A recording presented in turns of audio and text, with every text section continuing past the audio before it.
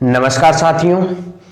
पिछली क्लास में बेटा अपन चर्चा कर रहे थे दिष्टकारी की। दिष्टकारी होते क्या हैं, इनका काम क्या होता है और ये किस सिद्धांत पे काम करते हैं, इसकी चर्चा की थी। दिष्टकारी का काम क्या होता है, एसी को कन्वर्ट करना डीसी में। और कितने प्रकार के होते हैं, मेनली दो प्रकार के होते हैं, अर्ध तरंग दिष्टकारी और पूर्ण तरंग दिष्टकारी। यहां तक अपन चर्चा कर चुके थे। फिर अपन ने पूर्ण तरंग का ही एक पार्ट पढ़ा था, सेतु दिष्टकारी पढ़ लिया था। ये क्या करते हैं, एसी को कन्वर्ट करते हैं डीसी में करते हैं। इसके बाद बेटा अपन ने एक फैक्टर निकाला था, उर्मिका गुणांक। उर्मिका गुणांक होता क्या है, उर्मिका गुणांक होता है जो आउटपुट में अपन को डीसी मिल रही है उसमें एसी का कितना पार्ट आया है। क्योंकि अपन ने देखा था कि जो आउटपुट है डीसी मिलनी चाहिए, वहां डीसी ना मिलकर डीसी में कुछ ना कुछ पार्ट आता है एसी का। वो कितना आया है वो कहलाता है उर्मिका गुणांक। अब आगे अपन चर्चा करेंगे फिल्टर की। फिल्टर क्या काम करता है, जैसे आप लोगों के घरों में एक्वागार्ड आरओ फिल्टर लगे होंगे, वो किस कंसेप्ट पे काम करते हैं। वो काम करते हैं, पीछे से वाटर सप्लाई आती है, उसमें क्या होते हैं, केमिकल्स होते हैं, वो अपनी सेहत के लिए क्या होते हैं, हानिकारक होते हैं। उनको वो वाटर सप्लाई आती है जिसमें केमिकल होते हैं, ये फिल्टर, पानी वाले फिल्टर एक्वागार्ड क्या करते हैं, उस केमिकल को रोकने का काम करते हैं। उस केमिकल को रोक लिया और आगे क्या किया, सप्लाई जो अपन पानी पीते हैं फिल्टर से, उसको प्यूरिफाई करके उसमें से केमिकल को रोक लिया और शुद्ध वाटर, प्योर वाटर को आगे अपने को दिया है। उसी प्रकार इलेक्ट्रॉनिक्स में भी अपन को फिल्टर की जरूरत पड़ेगी। कुछ युक्तियां लेंगे, कुछ एलिमेंट्स लेंगे, जैसे संधारित्र, प्रेरकत्व, इनको लेकर अपन ऐसा सर्किट बनाएंगे जो एक फिल्टर का काम करे। जैसे कि दिष्टकारी में आउटपुट मिलना चाहिए डीसी, अपन आउटपुट में क्या लगाएंगे, डीसी के उपकरण लगाएंगे। लेकिन अगर उसमें एसी का पार्ट चला गया तो वो उपकरण खराब हो जाएगी, उसकी सेहत खराब हो जाएगी, किसकी, आउटपुट वाले उपकरण की। इसीलिए अपने को जरूरत पड़ेगी किसकी, फिल्टर की। इसमें अपन फिल्टर लगाएंगे, ये क्या करेगा, एसी यहां क्या है, जैसे पानी में केमिकल था, वहां एसी क्या है, यहां एक अपशिष्ट है, उसको अपन रोकने का काम करेंगे, किसमें, फिल्टर में। पढ़े फिल्टर, फिल्टर समझ आ गया होगा। अब फिल्टर के प्रकार कितने होते हैं, सबसे पहले अपन बात करेंगे फिल्टर के प्रकार। कर ले बात, फिल्टर समझ आ गया क्या काम करेगा, आप कहोगे हाँ जी सर अच्छे से समझ। पहला प्रकार है किसका, सी फिल्टर। थोड़ा थोड़ा यहां समझ ले, बाकी का आगे समझिए। सी फिल्टर का काम क्या होता है, कैपेसिटर को अर्ध तरंग दिष्टकारी और पूर्ण तरंग दिष्टकारी के आउटपुट में इस प्रकार एडजस्ट करेंगे कि ये एसी वाले पार्ट को कम कर दे या रोकने का काम करे। 2 नंबर क्या होगा, दूसरा कौन सा फिल्टर होगा, एल फिल्टर, या इसको बोला जाता है प्रेरकत्व। जो यहां संधारित्र काम कर रहा था वही कौन काम करेगा, एल करेगा, प्रेरकत्व करेगा, प्रेरकत्व फिल्टर। ये भी किसको करेगा, एसी पार्ट को कम करेगा। 3 नंबर कौन सा है, एलसी फिल्टर। 3 नंबर कौन सा है, एलसी फिल्टर। 4 नंबर कौन सा होगा, बोलो, इसको बोलते हैं पाई फिल्टर। इसमें क्या किया जाता है, पाई फिल्टर की थोड़ी सी बात कर लें। पाई फिल्टर में 2 तो लिए जाते हैं संधारित्र और एक लिया जाता है प्रेरकत्व। इनका सर्किट बनाया जाता है, CLC बोला जाता है इसको। और इनका जो सर्किट बनता है पाई की शेप में बनता है, क्योंकि संधारित्र क्या लगते हैं, हमेशा समांतर क्रम में लगते हैं और L लगता है श्रेणी में।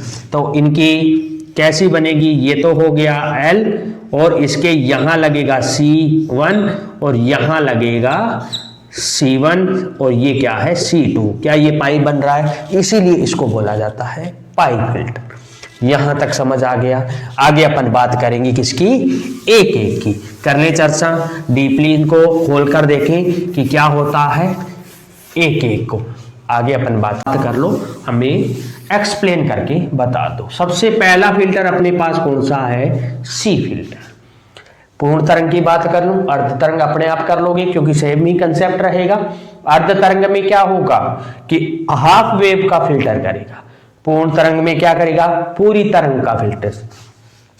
डायग्राम मैं दोनों की बना देता हूं क्योंकि आपकी बुक में फिल्टर दिया है न कि अर्ध तरंग या पूर्ण तरंग के लिए। ये क्या होता है रे? बोलो, कुछ तो बोलो। ये क्या था? ये था, आप कहोगे सर हमें इतना तो याद है, ये इतना पार्ट क्या था? ट्रांसफार्मर, जो हमारे घरों के कॉर्नर पे लगा होता है, गली के कॉर्नर पे लगा होता है। इसका काम यहाँ क्या था? वी इन, और यहां तक क्या आ गई थी? V S. इसका काम क्या होता है ट्रांसफार्मर का? वोल्टता को बढ़ा कर देना। आगे पूर्ण तरंग की बात करूं तो 2 डायोड लगा दूं। ये क्या है? D1, और ये क्या है? D2। यहां तक तो वही स्ट्रक्चर है जो पूर्ण तरंग की थी। अब मेरे को C को इस प्रकार एडजस्ट करना है कि वो AC करंट को रोक ले, और C हमेशा कहां लगता है? समांतर क्रम में लगता है क्या रे? आप कहोगे हां जी सर, C संधारित्र हमेशा समांतर क्रम में काम करता है, इसीलिए इसको क्या बोलते हैं? इसको बोल दिया, इसकी कैपेसिटेंसी धारिता कितनी है? C है। इसका दूसरा नाम भी लिख लो, इसको बोलते हैं पार्श्व फिल्टर। पार्श्व फिल्टर, क्योंकि संधारित्र कैसा लगता है? पार्श्व में। करें बात, ये तो इसकी बना ली अपन ने स्ट्रक्चर। अब ये काम कैसे करेगा? पीछे से क्या आ रही थी? AC करंट आ रहा था, ये लो, प्लस माइनस। यहां पर इसको बढ़ा दिया इसने ट्रांसफार्मर में। पहले सर्कल की बात करूं, पहले सर्कल के लिए D1 तो कैसा होगा? प्लस का। D2 कैसा होगा? माइनस का। तो आउटपुट मिलेगा क्या? इस वाले की आउटपुट, यहां का आउटपुट, पूर्ण तरंग की बात कर लूं तो आउटपुट कैसा मिलता था? इस तरीके का मिलेगा क्या? आप कहोगे हां जी सर ये हमने पढ़ लिया। अब इस संधारित्र का क्या रोल है? जब यहां धारा आ रही थी I, आ रही है, पहले सर्कल की बात कर रहा हूं, धारा आ रही है I, यहां क्या बन गया? Node point. इसको बोलते हैं संधि बिंदु, और संधि बिंदु पर किरचॉफ के नियम से धारा क्या होती है? बढ़ती है, बटेगी। 2 मार्ग है इस धारा के लिए, इसको जो अच्छा लगेगा उधर जाएगी। और धारा का नेचर क्या होता है? जहां प्रतिरोध कम मिले धारा वहां बहती है, बहेगी। इस आई में, इस आई को खोल के देखूं क्या? इसमें क्या है? AC करंट भी है और क्या है? DC करंट भी है क्या? अब मैं बात करूं संधारित्र की प्रतिबाधा। नाम सुना है क्या? प्रतिबाधा। बाधा क्या होती है? XC से लिखते हैं, 1/ωc। संधारित्र पढ़ा है क्या 12वीं क्लास में? M/1 ωc इसकी क्या होती है? प्रतिबाधा होती है। अब AC करंट आया, सॉरी I धारा आई। धारा में क्या है? AC पार्ट भी है, DC पार्ट भी। AC पार्ट है, AC पार्ट की तो कुछ ना कुछ ओमेगा होगी, आप कहोगे होगी सर, लेकिन DC पार्ट में ओमेगा कितना होता है? 0। क्यों होता है रे? क्योंकि फ्लक्चुएशन होता है क्या? DC का मतलब तो स्ट्रेट लाइन, उसमें कोई विक्षोभ नहीं होगा, तो ओमेगा क्या होगी? आवृत्ति क्या हो जाएगी? 0। यहां 0 रखूं क्या? तो 1/0 इंटू में C, तो बराबर कितना आ गया? 1/0 बराबर अनंत। इसका मतलब ये संधारित्र अपने अंदर से DC को गुजरने नहीं देगा। यहां आया I वाला, I धारा आई इधर, इसने देखा कि जो DC वाला पार्ट है उसको तो सी ने रोक लिया, इसने कहा भाई साहब वही रुक जा, आगे मत आना। किसको? डीसी वाले को। एसी वाला दिखा तो इसको लगा कि ये तो अपनी बिरादरी का है, तो ये चार्ज किससे होगा? एसी करंट से। किससे? एसी। और डीसी कहां चली जाएगी? डीसी चली जाएगी आगे। तो आउटपुट में अपने को क्या मिल रहा है? डीसी करंट मिल रहा है। क्या रे? देखो इस आई में एसी और डीसी दोनों पार्ट थे। एसी से तो क्या चार्ज हो गया? ये संधारित्र, क्योंकि ये कह रहा है एसी को तो आजा भाई, लेकिन डीसी को देखते ही क्या कहा? डीसी और इसका 36 का आंकड़ा है, क्योंकि प्रतिबाधा कितनी होगी? अनंत होगी। डीसी को यहीं देखकर इस संधि बिंदु पे देखते ही कह दिया इधर मत आ जाना भाई, तो ये बेचारा कहां चला गया? डीसी सीधा चला गया। अब आउटपुट में कैसा बनेगा? अगर ये फिल्टर नहीं लगा होता तो ग्राफ बनता है ऐसा। बनता है क्या रे? बोलो। अब आउटपुट में कैसा ग्राफ बनेगा? फिल्टर लगा है तो फिल्टर बना है, लगा है तो पहले ऐसे आएगा, फिर ये चलेगा, फिर ऐसे, फिर ये, फिर ऐसे, फिर ये, फिर ऐसे, फिर ये। इसका मतलब मैं अगर इसको निकालूं ग्राफ को तो कैसे लगेगा? इस तरीके से। फ्लक्चुएशन कैसा होता चला गया? कम होता चला गया। क्या पूर्ण रूप से फिल्ट्रेशन का काम किया क्या इसने?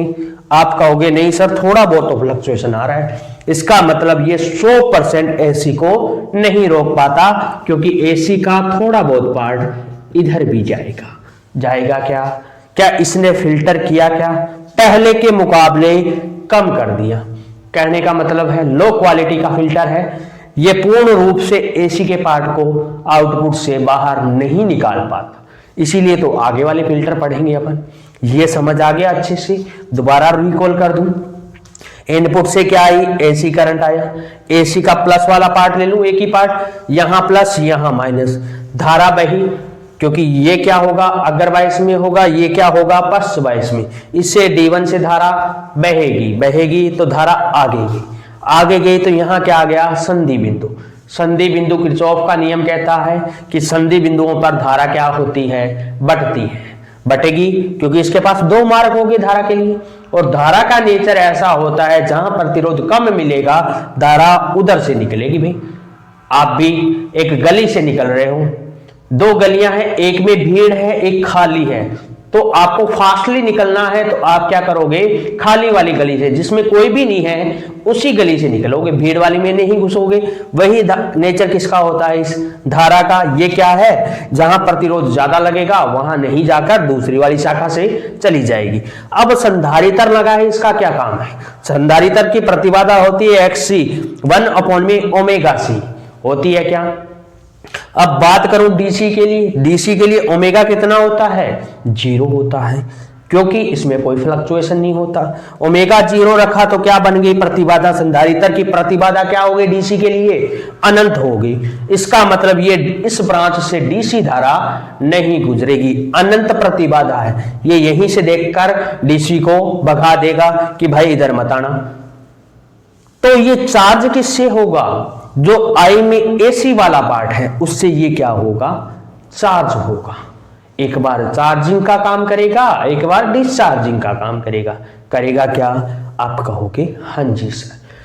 अब मैंने देखा आउटपुट में अगर फिल्टर नहीं होता तो इस तरीके का ग्राफ आता है, लेकिन फिल्टर लगा दिया तो इस फिल्टर ने, इस सी ने क्या कर दिया? इस डीसी धारा में जो एसी का पार्ट था उसको बहुत हद तक कम कर दिया, लेकिन पूर्ण रूप से कम कर पाया क्या? नहीं कर पाया, क्योंकि एक बार तो चार्ज होगा, ये चार्ज होने के बाद फिर डिस्चार्ज होगा, तो डिस्चार्ज होगा तो ये बैटरी की तरह काम करेगा। फिर इससे क्या निकलेगी? एसी करंट का कुछ ना कुछ पार्ट आउटपुट में जाएगा। इसीलिए इसको एक आदर्श फिल्टर नहीं बोल सकते, क्योंकि थोड़ा बहुत फ्लक्चुएशन आता है। यहां तक आपको समझ आ गया क्या? किस कंसेप्ट पे काम करता है ये समझ आ गया। बाकी का बेटा अपन नेक्स्ट क्लास में करेंगे। Thank you very much.